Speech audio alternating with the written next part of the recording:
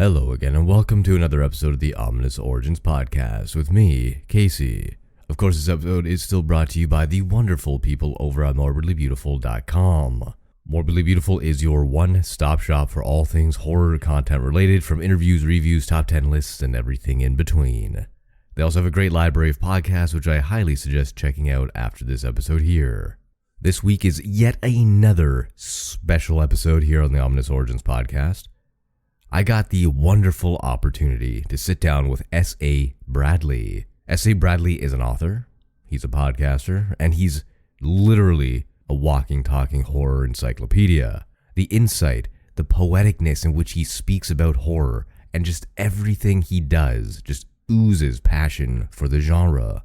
It's rare when you get to hear somebody speak about anything the way Bradley speaks about horror. It's not just a hobby to him, it's not just movies, it's a way of life, and the depth in which he seeks out themes and meaning behind these movies is just incredible. Like I said, he's an author. He's written a book called Screaming for Pleasure. I can't wait to get my hands on this thing, and I highly suggest you do the same thing. But for right now, just listen to this man speak about horror movies and sit in awe for the next hour or so, because that's basically what I did. Here's S.A. Bradley. Ominous. Ominous. It is an adjective. Sounds like someone breathing.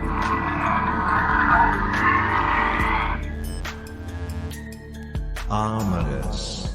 Today I'm joined here with S.A. Bradley. He is a podcaster and an author. That's the word I'm looking for. I was going to say actor. Have you done any acting? A little bit, but nothing I would put on a resume. On a resume? Fair enough. Author, his book is in distribution, and it is part of a curriculum at a university, which we'll get into in just a little bit. And his podcast, Hellbent For Horror, has been described by none other than Guillermo Del Toro as well-researched, articulate, and entirely absorbing. And I have to agree with that. So, pretty high praise from a standout guy like Guillermo. Well, thank you so much. Yeah. It was a surprise. Let's just put it that way. Yeah, I was going to say, how did that come to be? Of all things, Twitter. It ended up being one of those things where, he's a huge fan of John Carpenter. Mm-hmm. And there was this, right. And same here. And so I had a podcast, I think it was like my 15th episode, which was called You Can't Argue with a Confident Man, which is a line from an early John Carpenter movie, Assault on Precinct 13. Mm-hmm. And I had put a little bit about Del Toro in that episode because there was this little Twitter feed thing that he did, a bunch of different posts in a row, because he had just sat and watched some laser discs of old Carpenter films. And he started, and so he started going off on how he's an unappreciated genius. And so there must have been about 20 over that day, about 20 different tweets that he did about John Carpenter, just kept going to a boil. And so I said, that's pretty amazing, and I think I'm going to put that in my story. So I talked about what my experiences were with Carpenter, including seeing John Carpenter's The Thing in the theater in 1982 on opening day, and seeing the riot that happened because fathers were so enraged over what they just showed their sons, and it crippled his career and stuff. So I talked about that and everything, and I mentioned Del Toro, and somebody who was a listener, I guess, knew him and put it in front of him. And so he started putting some posts on Twitter about my podcast. And it was like, oh my goodness. Okay, well, thank you so much. And he said, well-earned stuff. And so, it was a really strange thing. You never know what's going to happen on Twitter. Be nice to everybody, because it gets back somehow sooner or later. Yeah, that's true. I mean, a lot of people always say you never get noticed or whatever unless you put something out there. Mm-hmm. Sometimes it's all it takes. It's just luck of the draw, and you could put the best thing in the world out there, but if nobody sees it, then nobody knows about it. purely luck of the draw. I've put so much hard intention to certain things that have gone nowhere, and then it's the little thing that you don't expect that's the bit that somebody remembers. And I do think that that's very true as well. That what you think is important that you're saying, you have no clue. Your audience will let you know. Right, fair enough. Yeah, I mean, there's something to be said about karma. There, you put all that effort into other things, and then one day the most unexpected thing just kind of takes off. Yeah, I mean, this whole thing is pretty much stumbling backwards into something cool. Failing upwards. Yeah, as they say. No, but all your stuff is very, very endearing, and I haven't had a chance to read your book yet, but I do plan on. It's on my to-read list, but reading takes a lot of time. And, sure. And I'm not the most, I guess, not productive, but like foot forward, initiative taker, so to speak. So, but I will get around to it. But I do want to talk about that book a little bit. What drew you to writing it? It's called Screaming for Pleasure. And this is a topic that's kind of been a fascination of mine. It's kind of the correlation between fear and kind of that warm, tingly feeling you get at the same time. Yeah. And you've put a lot of thought into this, and I'd like to hear as much as you want to talk about it. Sure. Well, the book is called Screaming for Pleasure, and the subtitle's How Horror Makes You Happy and Healthy. And it's a love letter to all the things that go bump in the night, and how horror not only reinvents itself to reflect each generation's anxieties, but it can also be healing as well as thrilling. And I say, it's healing in the little ways that mean a lot. It's not like it's going to cure your lumbago. I don't tell people to get off of their medication and watch Friday the 13th series, but at the same point, I think that it helps in relieving these parts of our shadow selves that really need to get taken a look at. And so when I talk about how horror makes me feel better, is that I realized a while back that I don't have a lot of control over what happens in this world, but I do happen to have a little bit of control over the surrogate monsters in my life. So I think that all monsters in all movies are metaphors. They're metaphors for the things that scare us. And when I talk about how horror works in our culture, I think that horror cannot help but discuss what our anxieties are, even the anxieties that we don't necessarily know are in our midst. We don't sometimes find out about those until the decade passes, and then we look back and we go, wow, so that's what that was all about. But I think that because we're talking about total anxieties like we have right now in the world, that horror can't help but touch on those things. And they may talk about them in a very general way, but a lot of times it's the subtext, and a lot of times it's the allegory and metaphor. And I think that horror is tailor-made for allegory and metaphor. I call horror the most beautiful language because of that. I think that it really does allow us to tell stories in the best possible way. It allows us to take a look at the visceral side of life with a level of safety. So there are things that I would never want to have happen to me, but a horror movie can allow it to happen, and I can still be safe. But, I'm not in control of anything that's happening in this world, and this world is a dangerous place. But a horror movie or a story will never hurt me. But what it can do is it can allow me to see that dark part of myself in a safe handshake, away from any kind of danger. It allows me to realize that everybody has that problem. It also lets me find sometimes my group, my tribe. I find people who are just like me. I also found a sense of play later on in life, because you can't take this shit too seriously. Get some fake blood and things going, and you find that it can be a lot of fun. But it's also the idea that we just need to be seen and heard. And if we can find whatever it is that our passion is big on, I think that it can be anything, but I think horror is also one of those pieces that people don't normally look at. And I think there is horror for anybody. Whenever I talk to folks and they say, I'm not a big horror fan, I go, well, what I have found is that people who love horror will come up and talk to me for about 20 minutes. People who dislike horror tend to talk to me for about 20 minutes. It's the same exact thing, because we're still very passionate about it. A lot of times people who hate horror movies, they hate a specific horror movie.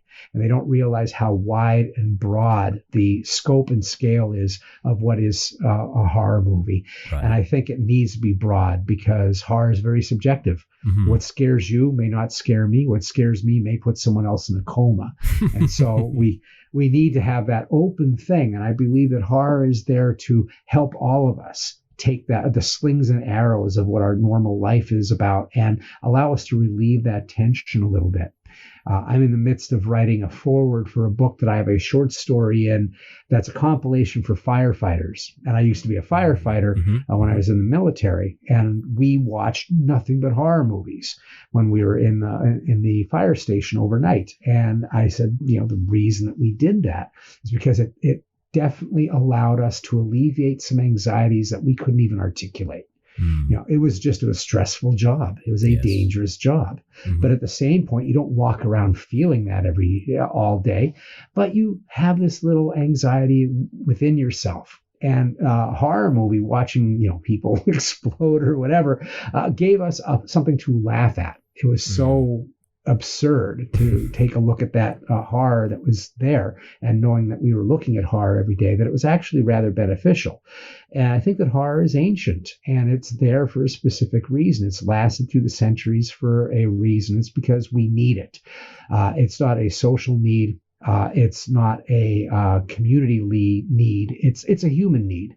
We need to be able to get rid of that boogeyman inside of us. And it allows us to have that safe way to be able to do that. That's very interesting. When you bring that up, it really gets me thinking, you're right. Ghost stories, campfire stories, folklore, mythology, a lot of it has to do with what scares the people of the time. Oh, yeah. Which is horror. Yeah, I think it's very important. I always say that horror is the second oldest story ever told. Around the first campfire, you have the elder and everybody else huddled in the dark. And the elder is saying in the first story, "Welcome, everybody. We are family. Thank the sky lords and thank the animals for being our food. And we are together. We are community. We are strong together." And the second story is, whatever you do, don't go into the woods alone. You will be eaten if you go in there. Yeah. And so it's a cautionary tale. And the cautionary tale, what we are cautioning against, says so much about our tribe. It tells us what our tribe is afraid of. And I tell people that it's not just the big budget horror movies or anything. If you really want to see what scares people at any given time, what the anxieties were of any decade, look at the really cheap horror movies. Look at the drive-in movies. Look at the grindhouse movies, whatever it might be. Because those movies lived and died on whether or not they could press that raw nerve and make people go, "What in the heck is that movie about?" And I think that if you look back, you'll see that the movies, say in the silent era, around 1918, 1920, people like, oh my goodness, I'm forgetting his name now, Lon Chaney. Lon Chaney was a man of 1,000 faces. But if you look at what he was doing, most of the time it was scarred faces. It was guys without legs. It was guys with humps in their back. It was guys without arms. And this is disfigurement of some kind. And that was a big deal after World War I. People were coming home ruined, destroyed. And there was actually a law that was put into place that said if you were wounded and you had a facial thing where you had an eye missing or something, you were required to have a mask to put over your face. And there was an entire cosmetic industry of making ceramic faces on kind of like half Phantom of the Opera faces, style. Kind of like Phantom of the Opera for people who are missing part of their face. People who so our first monsters were people who came back and made us feel really bad about what happened to them. Oh my. And you'll see that through, you look at the horror movies of the 50s and you go, wow, giant ants, giant spiders, what's that all about? And it's because we split the atom. I was going to say nuclear, Yeah. We had this whole Pandora's box thing of what have we wrought. I think what's even more interesting is what the Japanese did. Godzilla comes out in the 50s. Godzilla happens not 10 years after Hiroshima and Nagasaki are bombed by us. And they have a giant fire-breathing god that comes out of the water and sets fire to Tokyo, right? Yeah. What's interesting is it doesn't set fire to New York. It doesn't set fire to San Francisco. It sets fire to Tokyo. So there is this great guilt over what happened. And Japan ended up, when they surrendered, they became hunters for war criminals. They went after the Germans, they went after their own people. Right. Because they had a sense of honor that they had dishonored. Mm-hmm. And so the idea that you have Godzilla be this great angst coming back and setting fire, and it's one of the biggest movies that ever came out of Japan. It's a huge blockbuster to such a point that it came over to the United States and started an entirely different industry. They did that without 10 years going by. Wow, from when the bombs dropped. Think about doing that with 9/11 here. It wouldn't be done. Yeah, you can't even talk about it still. Yeah. Most corners of the internet, yeah. Yeah, so I see that horror is always talking about this. If you look at movies like Invasion of the Body Snatchers, which there have been several remakes of, every one of those movies, if you take a look at what they're talking about, they're making a comment about what's scaring people in the society at that time. In the 50s, you had the Red Scare of communism.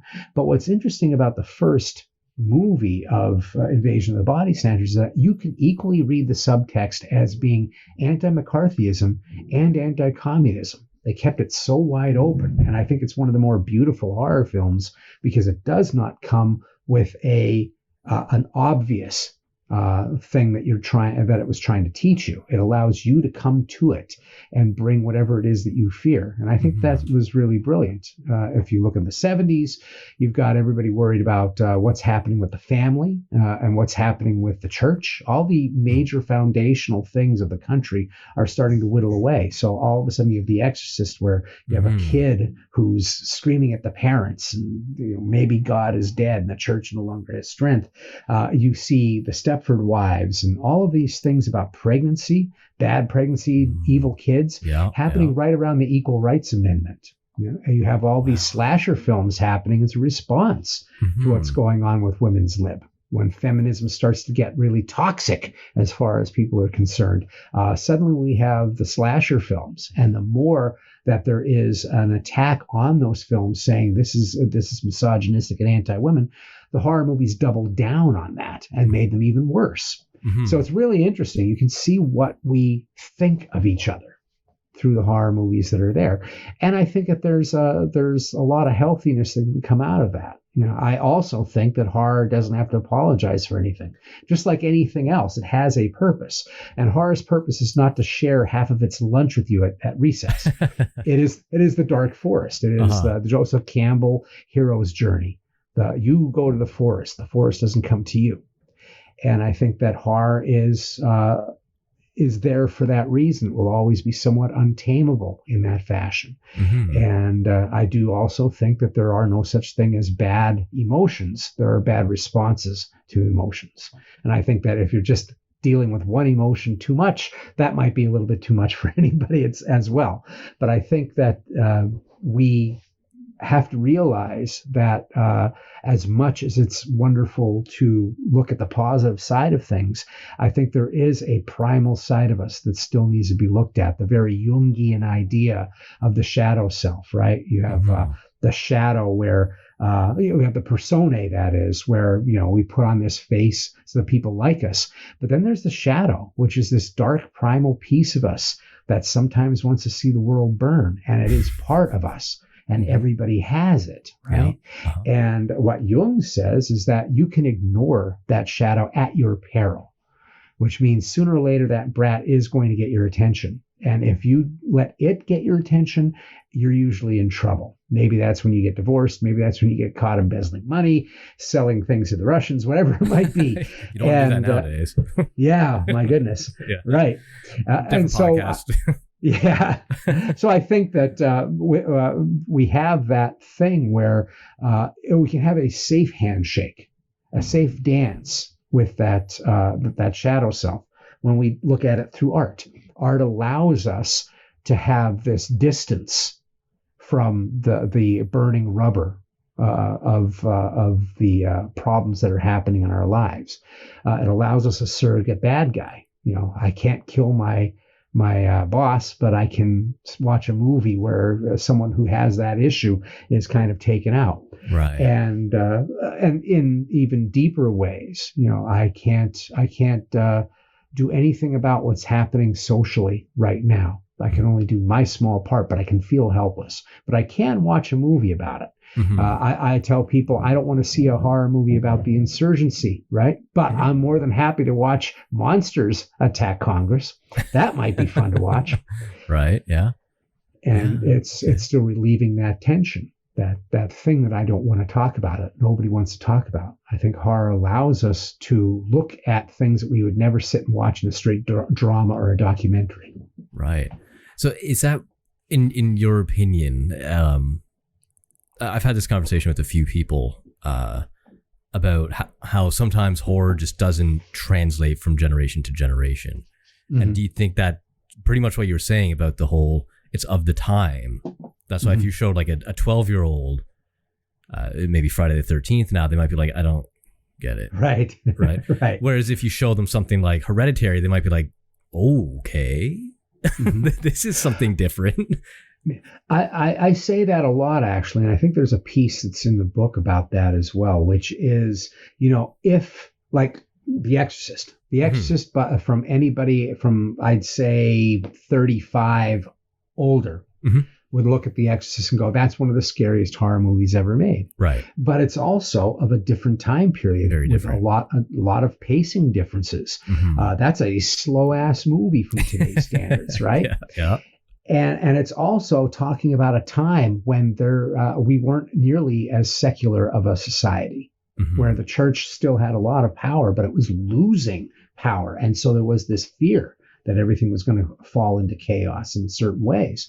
So if you're young and you're growing up and you don't understand the power that the church used to have, which is some of the things that fuel that film, and you're not nearly as religious as maybe your grandparents were, who spent time in church worrying about demons, if that movie doesn't register with you, it's not your fault.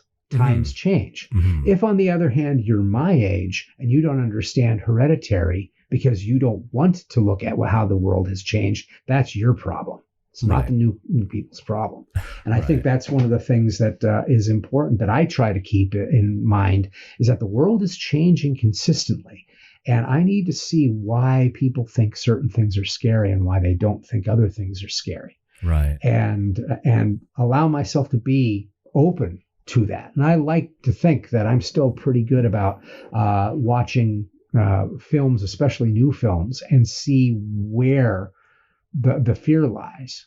It really is so much about context. At a certain point, you can't help but think that the world is still somewhat running on the same gears and stuff that it did when you were a teenager. But the reality is that's not true at all. Right. And I think that the more the technology changes, just by the speed of how fast things can fall apart, it has changed drastically in the last decade or so from what it was even a decade before that. And I think that you need to be able to keep up with that, and why I think that there's so much angst that you see around, say, I think it's going out of vogue, but the zombie thing was so huge. Oh yeah, for at least 10 years. Yeah, easy. Yeah. I think, and it's so funny because when I was growing up, when I was a teenager, you had to be kind of like, you were like one of the sick ones if you watched zombie movies. They're like kind of considered the really grotesque stuff, people eating people and stuff. It's like, what's wrong with you? You're a real freak. And can't you just watch people kill each other? No, you have to watch them eat each other. Yeah. And that's not the case now. It's super mainstream. And to the idea that The Walking Dead was a major hit and changed on-screen violence on television even. So I think, that speaks to an isolation that may not have been as important as it was for generations before. I think that the idea that apocalypse now seems very real, and that there are multiple different types of apocalypses that there can be. I think that is a major concern that's out there, and I think there are so many. I think it's really interesting to watch movies like Titan, which is by Julia Ducournau, who did Raw. Okay. And look at that film and go, wow, what is the psychic scream that folks are having about identity right now? Mm-hmm. And I think that's one of the things, I think that's one of the frontiers that's really going to get talked about. Gender fluidity, I think there's genre fluidity right now. And I think genre fluidity is the best fucking thing that could happen. Oh, I'm sorry. I should have asked. You can swear. It is perfectly fine. Yeah. Right. But yeah, I am so overly pleased to get rid of I think labels belong on poison and medicines. And after that, we really should just take chances. And horror is always kind of the genre that takes the slings and arrows of everybody else. It gets dismissed, gets mocked, but everybody goes to it when they need it, because it's always there when we need it. It's there for these moments where we're feeling this madness. But horror also gets disrespected even by the people who are in horror. The gatekeepers. There are gatekeepers like crazy. Mm-hmm. And so you have people who are saying elevated horror or post-horror and all of this stuff for things that have existed in horror for the longest time. But folks just want to take the context of what's happened in the last decade. I understand that because time is moving so quickly, but it is kind of important to remember that horror is horror is horror. And I believe that we don't need any velvet ropes. I think the velvet rope is some of the worst stuff that was ever invented. It's never, labels are never inclusive. They're always exclusive. Yeah, they're always made to separate. Right. Yeah. And so I think horror is so broad already, and it's such there are so many tributaries into the great river of horror that come from foreign countries as well as different views and perspectives. Mm-hmm. The old white guy perspective is far from the only thing that you can get these days, which I think is great. Yeah. We need perspective and focal shifts, and I think those focal shifts are great. And everything does not have to be an 80s film, which sometimes drives me crazy. I didn't like the way that ended. Well, it actually ended like a 70s film, not like an 80s film. Right.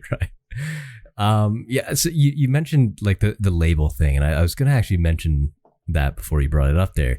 The thing about elevated horror is a common contention with a friend of mine and I. Yeah. And she really likes like the A24 films like Hereditary, Babadook. I love them. Midsummer, stuff like that. Mm-hmm. Do you think the movies like that are being made more frequently than they used to be, at least in the mainstream, is that because of the culture and society and how, I hate using this term, but like the quote unquote woke culture? And how it kind of investigates and it's a little bit deeper thinking than it was maybe 40 or 50 years ago.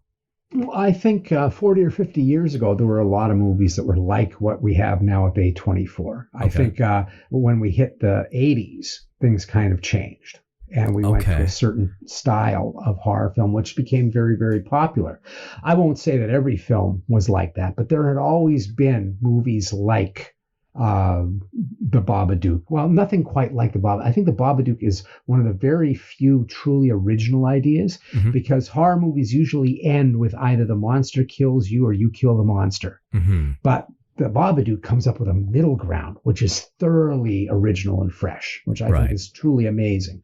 But for the most part, there had been movies that were like this. And I'm not necessarily sure if I would say it's woke culture. But what I will say is it's kind of like what I heard Henry Rollins say about punk rock. They were asking him about why did punk rock happen? And he goes, well, you know what happened? Some guy said, fuck that. And then somebody else said, voice of a generation. I'm following that. Right. So literally it comes down to someone saying, fuck that, and making something that's like this, whether it be David Fincher or it be Ari Aster or others of that ilk, or I'm now forgetting the name of the director of the Babadook, but she made a fantastic film. Whoever it was that made that film and made it successful, like Midsummer, or not Midsummer, but Hereditary is probably a pretty good flashpoint. But there have been A24 movies before that were really challenging the norm of what people expected out of a horror film. But it became more of a thing just like punk rock did, where one band said F you and everybody followed that because it spoke to a underground, this groundswell of feeling that everybody had and nobody could articulate it. And then one group articulates it and everybody knows exactly what it sounds like and they go for it. Right. Seattle sound up in the 90s for grunge would be another thing, where that was around for a long time. And the first band was not Nirvana, but at the same point, they were the one that helped everybody else go, voice of a generation. And so I think that happens with anything that is a cultural shift. And I do think that it speaks to a time period. And I think we are in a spot that could be a little bit more introspective and allows for this. I do think, I have no problems. I have problems with woke being considered a slur. Right. Or being considered something that is not, it just drives me crazy because we have been woke many, many times. Right. Like a comedian at one time said, you know what I love about the millennials? And he was making a joke about millennials or Gen Z. And he goes, you're the most progressive generation ever. And everybody applauds. And he goes, every generation is the most progressive generation ever. Right. And there's truth to that. We are always pushing the ball a little bit further. We're trying to get to the end zone. There may never be an end zone. But whatever my generation did, which I think made more harm than good, actually, Generation X, I'm not sure. But we push the ball as far as our comfort zone would allow our progressiveness to be. Right. And then, boom, the next generation starts at that line. They don't have to go back. Right. So what do you expect progression to be? The same thing, but a little bit backwards? No, it goes forwards. So they're able to start with a fresh thing. Oh, well, that's just how things are. I think about that when, everybody mocks the baby boomers. The baby boomers changed everything. Right. And they did become snide and all of that stuff. Wonderful. But my goodness, they started when people were getting their heads caved in for standing next to a black man. Right. That was where their starting zone was. Yeah. We didn't have to worry about that. That was true. Way in the past by the time we started. So if we started there, we're really lazy. Right. No, we start with whatever their progression or the progressiveness it allowed. And I think that happens in storytelling. I think you'll see it in a whole bunch of stuff. I always am saddened whenever I see people try to go reactionary on this stuff and say, well, this is good old fashioned story that just talks about men being men. And I'm like, oh, does it really? Are you kidding? Is that really what you think we need right now? Right. There's nothing wrong with that, but saying that that's the wave of the future is kind of short-sighted. And I don't think that it has a lot of legs. Whereas I have no idea what's going to happen. And I certainly don't know if it's all going to work out, but at the same point, I do know it's the future, right? Yeah. And I do know that my context is different than it is if I was, say, 18 right now. I can't even think about graduating anytime between 2020 and 2022 right now. Right. Yeah. To have that be your graduation time. I mean, we had the Challenger explosion. It was the thing that was the downer for us. Yeah. And I can't even think about what it would be like trying to do this through plague, and not only just having plague, but having plague that some people believe in and others don't, and just the division that's out there. To grow up with that has to be a different contextual change than what I had. And I think the stories that you're going to tell are going to be different as well. Yeah. No, and I welcome them. I'm greedy. I want all the monsters. Want all the monsters, all the stories that go along with them. Yeah. Exactly. I mean, it's the best way to, you kind of make it seem like a history lesson, in the sense of if you go back and watch these movies from the 50s, 60s, 70s, 80s, so on, you can get a good feeling of the time just by watching these horror movies. Oh, yeah. You can see horror movies where people didn't see horror movies. Right. Like Birth of a Nation. An amazing horror movie. If you watch that, people who sit there and say, well, we're just trying to protect our heritage. Do you even know what your heritage is? Have you watched this movie? Right. You tell me what the heritage is that you're trying to preserve in this movie. But that was a movie that was mainstream and beloved to the point where the President of the United States endorsed it. Mm-hmm. Yeah. And so if that doesn't tell you a little bit about that time period, I don't know what does. And it's not a time period that people would talk about in that fashion. When people talk about the greatest generation, those that fought in World War II, they don't talk about the discrimination. They don't talk about the Tuskegee Airmen, but all of that happened. Yeah. You find that in the horror movies, right? Yeah. I mean, I wish I had known half of this stuff back in, grade 11, grade 12. So I might have done a little bit better in school. But no, it's super fascinating. And the way you kind of interweave the social commentary with these movies is, I don't want to sound like I'm hitting on you, but it's very poetic. Thank you. I'm very much like captivated. Usually I'm a little more talkative with interview. I'm just like, just keep going. I love hearing all this. So how did your book, the Screaming for Pleasure, how did that get into the Webster University curriculum? That's a great question. I'm still trying to figure that out. Is it like the whole Guillermo Del Toro thing all over again? Kind of. What ended up happening was I can't remember if the person got the book first, but he's, I think, assistant dean of the entertainment, film, and television group at Webster University. Okay. And Webster University is a pretty progressive school that looks at pop culture a lot more than some schools might. And so he was either a fan of Hellbent For Horror, the podcast, and got the book, or he got the book and was like, what the hell is this podcast? And he listened to the podcast. Okay.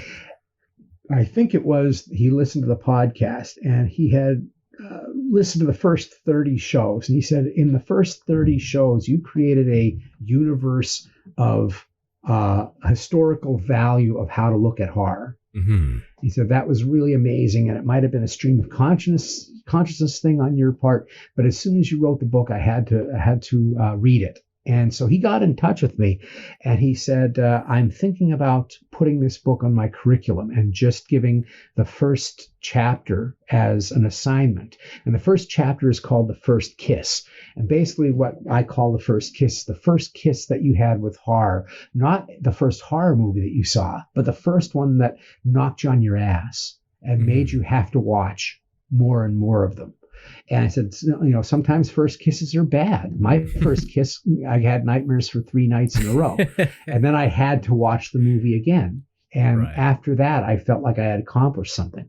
And there is that whole thing of, if I watch a horror movie, I can stop the terror of that life at any moment. I can hit pause, I can get up, I can leave, I can turn it off, whatever it is. But there is a reward in finishing it. Right. Coming out on the other side just gives you a feeling of accomplishment. And as a kid, even though I was only 8 years old when I saw a movie I should not have seen, I was captivated by it. And I felt that I was no longer alone with whatever that scared feeling was that I had. Right. And I found that that's one of the things that horror does, is it legitimizes us in our terror as well. And what I mean by that is if I have a visceral reaction to a film and it feels like it just spoke directly to me. It wasn't my dad's films. It wasn't my uncle's films. It was my film. And it talked directly to me. I know they didn't make it just for me. That means there are other people who feel just like me out there. There are enough people that feel this way that they thought to make a movie about it. And that's very affirming when you feel absolutely alone. I think music does the same thing. I think music and horror work the same way. They don't necessarily, art works the same way. You don't necessarily think about art. You feel art first. So that's a long story to what ends up happening with Webster University. He reads this and he says, I'd like to do this first chapter. And would you come to speak? Ooh. And so I did get to speak to a class, and I gave a lecture that I call my horror manifesto. And I basically talk about how horror does not deserve anybody's shame, that horror is a proud tradition, but it also has a proud tradition of being called the problem. And so I use the idea of how every time a horror movie gets nominated for an Oscar, they start calling it a thriller or a romantic thriller. Anything but horror, that horror has this this real slur to it. Mm-hmm. And it has to do with expectations. And it has to do sometimes more with the audience than it does with the movie itself. It's almost like having bad relatives. I don't want it to be associated with a movie that has babies eating each other. That's another horror movie, but I don't want my movie to be associated with that, so I'll call it something else. Right. And so I talk about how horror does not deserve that. And so I had that happen, and I got to speak at the school. And so it's part of the curriculum. I think it's 1 semester on, 1 semester off. He has another book that he uses, and we alternate back and forth on that. But I've gone there to talk to the students. I've gone there for a film festival, which is really cool, watching some crazy stuff. And I've also spoken at, I believe it was University of Idaho. And they also had me do my horror manifesto to the cinema class. And that is so much fun. It's one of my favorite things possible.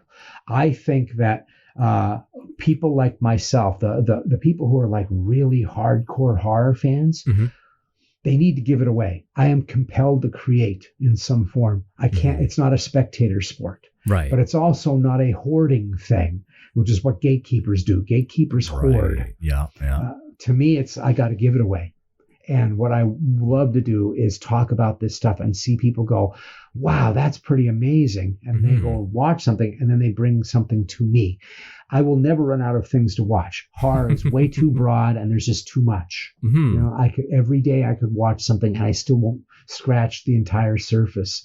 There are different styles of horror, and to these days with streaming, you have the ability to anybody. You don't have to be a hardcore weirdo like me, where I used to have to go to like video stores in the city just to try and find bootleg versions of something that was an Asian Cat 3 thriller.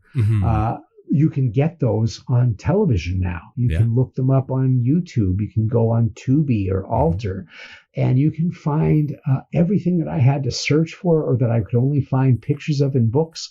They're available. And I think that's allowed the language of horror to expand. We have Japanese and Korean horror films that are scoring #1 on Netflix. Oh, yeah. That's unheard of. Yeah. In my lifetime, even in my 30s, I was maybe one of a handful of people who would watch an Asian horror film.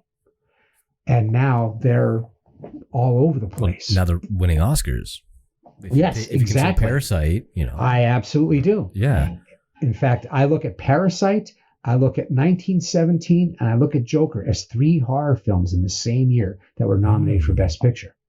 And I have a whole thing about why I say that all 3 of those movies are horror movies. Yeah, I mean, I haven't seen 1917, so I can't comment, but the other 2 definitely. Yeah, I can see. Yeah. 1970. Take a watch of that if there's anything that comes out of this. Watch 1917. Okay. And think about why I might look at it as a horror film. Okay. And also how it's almost like the first time you played Resident Evil or something like that. The first role-playing game where you're shooting at things that are coming around corners. That's exactly what 1917 is like. It never allows you to see around the corners. Your face, their face is the entire world. You're not getting establishing shots. You're not getting any cuts. It's just this nonstop rolling forward through hell. That's interesting. Yeah, I will it was amazing. Definitely put that on my radar because I had no idea it was like that. So. Yeah, it's an amazing film. It's not a war film. People call it a war film. Right. And I said, no, war films have objectives. War films are about certain historical moments. You know nothing about why 1917 is important. You don't know anything about World War I except that there's Germans, and you learn nothing new by the end of the film. It's all about a visceral experience. What is it like to go into the ground, into a pit where there is no sun, and people are screaming, and then go into no man's land. Right. Waiting for explosions. And walking on dead bodies, crawling over mountains of dead bodies. Your next step will be your last.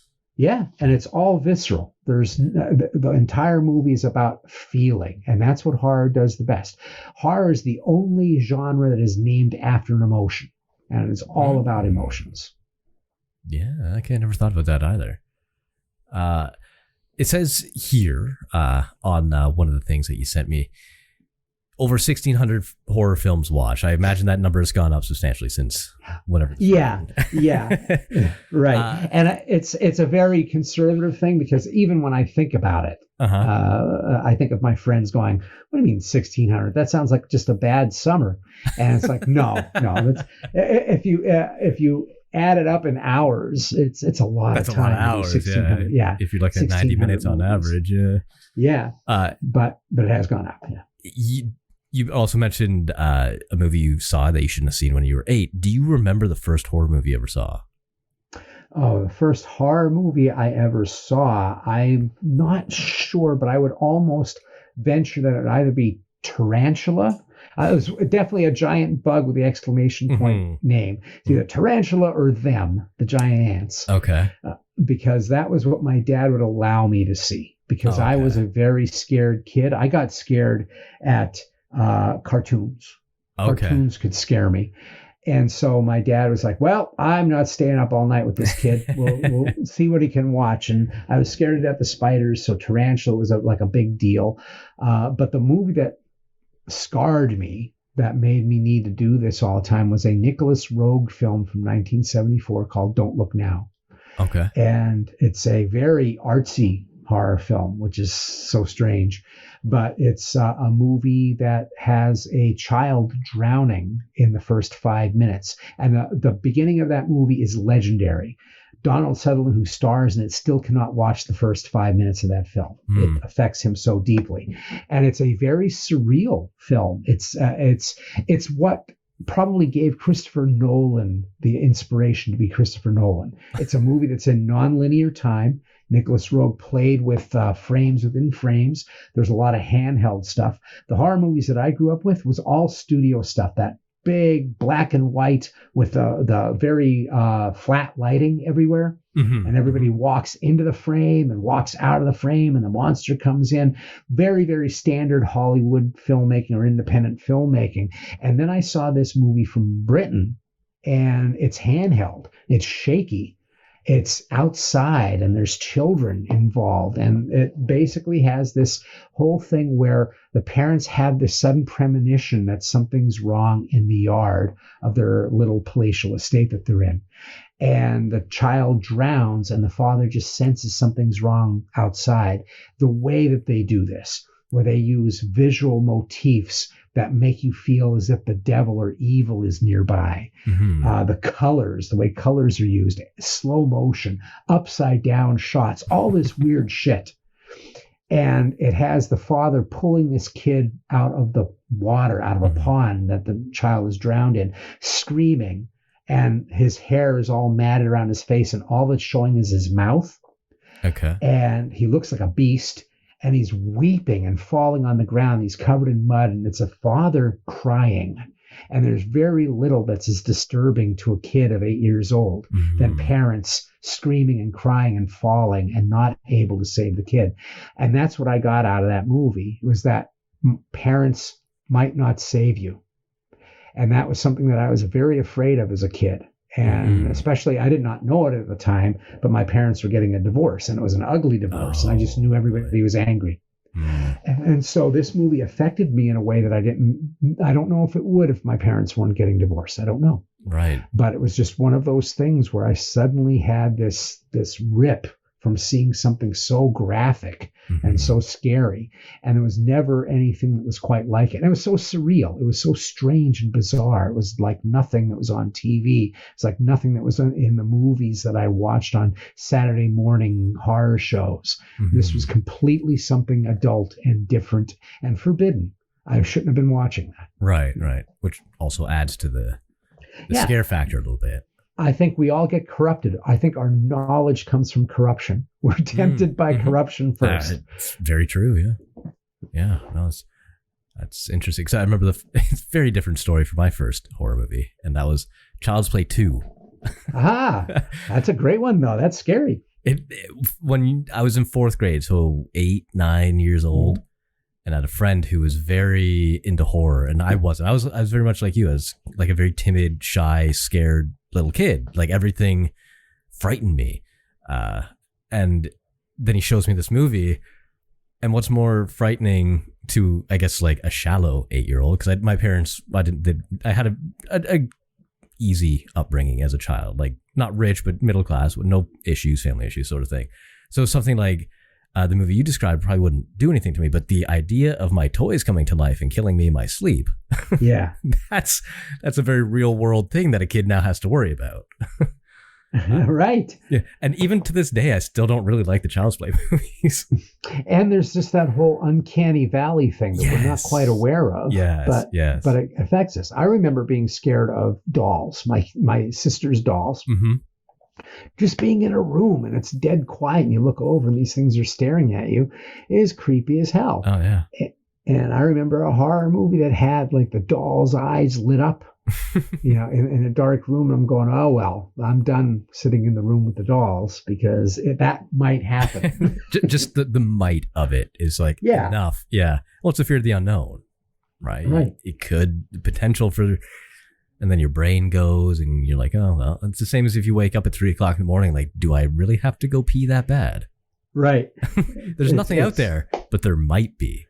Yeah, there's something so primal, so real, and so viscerally honest about just saying it's about fear of the unknown. That's not shallow, and it doesn't have to be any more complicated than that.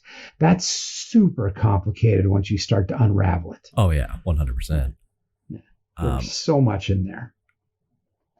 As much as I would like to explore that, I have just one more question for you. Sure. Before we wrap this up, out of the hundreds and thousands of movies you've watched, is there a genre or I know you don't like to label it, but a type, I guess, of horror movie that you're not a fan of, be it extreme or body or whatever?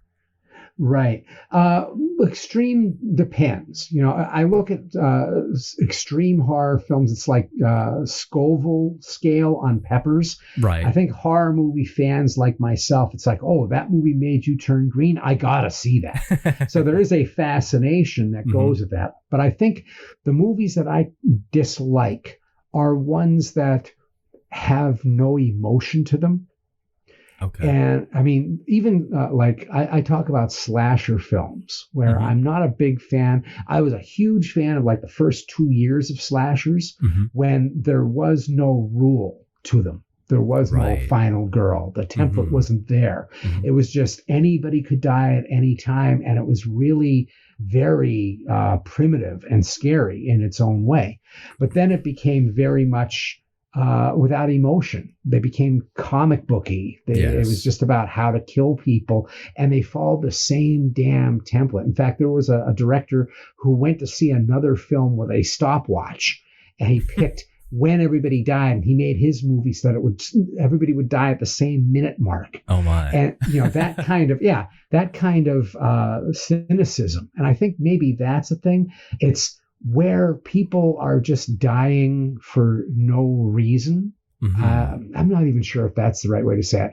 There is one movie that I always point to, and it's called Confessions of a Serial Killer. Okay. It came out in the 90s, and it's basically just, it's your typical police procedural where there's a guy in prison, and they go to talk to him. It's supposed to be loosely based on Henry Lee Lucas. And it's just the idea is that there's an outraged police officer and he's going to take this guy's confessions, and the guy starts to speak, and then you see what he does. And there's just this total sterility to the thinking that's there, total callousness and disregard for victims. It's just so antiseptic in its desire to maim people, and it has no emotion whatsoever to it. That's what I consider, I hate to use the term pornographic, but it would be something like that, where it is desensitized in a way where it's not even, I'm not even sure who it's made for. It's there to get somebody's rocks off for some reason. So I hate when things are just stupid in that way. And that's what irritates me the most, is that I think horror is all about surprise. Right. Horror is all about emotion. Horror is all about how you feel, getting deep down in there. So any movie that does not do that, it fails on all those parts. To me, that's the worst kind of horror movie. Okay.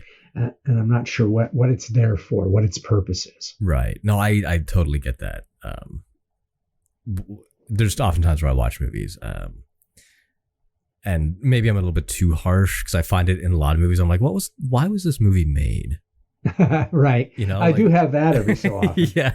I'm just like, why did this add anything to anything? Did it? Right. The most recent one I can think of is, a lot of people disagree with me vehemently about this opinion, Okay. but it's the reboot or remake or whatever you want to call it of the Wrong Turn franchise, the one that came out last year. Right. And like, I get why it was made and the points it's trying to make and the whole subtext and stuff, but it's so far from removed from what the original Wrong Turn series was. Why stick the name Wrong Turn on it? Right. Well, that's probably one of my big pet peeves, is that if you're going to vary, so it's like the ultimate sign that you're just in it for a buck. Yes. Is when you need the name for brand recognition, but you despise the brand. It's exactly it. Yeah. And that bothers me. I love reimagining. Yeah. I have no problems with that because I love John Carpenter's The Thing. There's nothing further from the original The Thing than John Carpenter's The Thing. And I think for me, I don't like sequels. I prefer remakes over sequels because remakes at least have the possibility of taking something that didn't work the first time or had its flaws and breathe something new into it or bring it from one generation to the next generation. Yes. Whereas a sequel is just a recopy of a recopy of a recopy. It kills what it loves. Yeah. Yeah. No, I get that. I totally understand. So I think, was it early 2010s, I think, is when a lot of the 80s franchises started to get rebooted. Yeah. Like Friday the 13th, Nightmare on Elm Street, somewhere like 2009, 2011. Right. Through there. Yeah. I mean, they didn't stick, but no, they made me weary because they were mostly they were mostly wanting the brand name recognition, and they were altering so far from the norm, or they were even worse. They're assuming you know so much about the first that they just kind of made this thing that couldn't hold up as a movie itself. Yes. Yeah. I even had a problem with Fire Walk With Me because it was based on Twin Peaks. And if you didn't see the show Twin Peaks, the movie made no sense. And I'm like, why does this even exist as a movie then? If it can't stand on its own, it's not a movie. Yeah. And that's sort of, I guess, the same issue that the whole Marvel franchise is going to run into eventually. If you want to watch the newest one, you got to go back and watch the 30 previous ones. Yeah, I think that's, it's so funny. It's following the issue that there was with comic books. I was a huge Silver Age comic book guy. And then it got to a point where I needed to every month get 8 different comics. There were 5 different Spider-Man comics running at the same time. Yeah. And it becomes this thing where it's almost like you're oversaturating, destroying your own clientele. Yeah. And I think that's going to happen when it becomes so referential that no one who hasn't seen, it's like when America's Got Talent or whatever the first of those shows was that came out. I remember people were like going, "Did you see Ruben? Ruben was so good last night." I'm like, I don't know what the hell you're talking about. Who the hell is Ruben? The sandwich? I like sandwiches. Yeah. I'm like, what the hell? They were like saying these 2 people's names, Cliff or Clyde and Clay and Ruben. Or something, yeah. Yeah, Clay and Ruben. And I'm like, what the hell are you talking about? I have no clue. And it's like you have this shortcut to an experience. And I think that happens with entertainment a lot. And I'm not a fan. I get critical of movies that franchises that I like when they don't take into consideration that they need to be a movie that stands on their own. Another reason why I'm not a big fan of sequels, especially for horror movies, because horror movies are all about the element of surprise and the unknown, as you mentioned before. A sequel cannot help but answer questions the first part didn't give you. Right. And if horror lives in the unknown, you're making less unknown.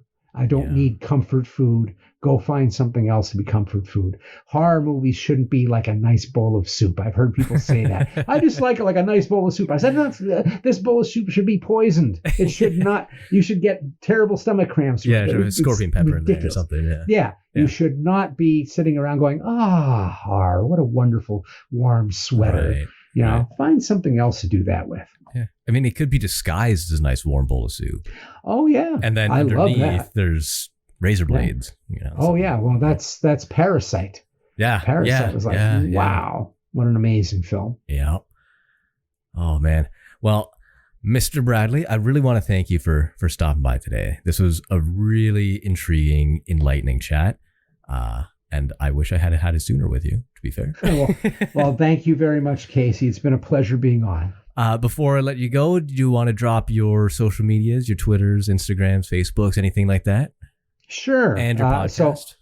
My podcast is called Hellbent For Horror. I'm here to remind you that you used to love horror movies and you secretly still do. And my podcast is about everything related to horror. I talk about horror as art and social commentary. And I talk about movies, books, stories, even music that shaped me and how that shapes horror as a film style. And you can find that at hellbentforhorror.com. All of the shows are on there, and you can get a whole bunch of information about me. But anywhere that you listen to your podcast, including Spotify, etc., you'll find Hellbent For Horror there as well. If you're looking for the book, there is a part on the website that talks directly to the book. You can also find that on Amazon or whatever. If you're someone who likes to support independent booksellers, the mom and pops that are nearby you, I do have on my webpage the ISBN number. You can copy that. You can send that to whatever bookstore you want. They'll be more than happy to buy that book directly for you, and you're helping the small business. If you're looking for me on Instagram, I'm Hellbent For Horror. Twitter is Hellbent Horror. For some reason, Hellbent For Horror was taken all those years ago. And you can find me as Hellbent For Horror as well on Facebook. Excellent. Be sure to check out all of that social media. Once again, thank you so much for stopping by today. Thank you so much.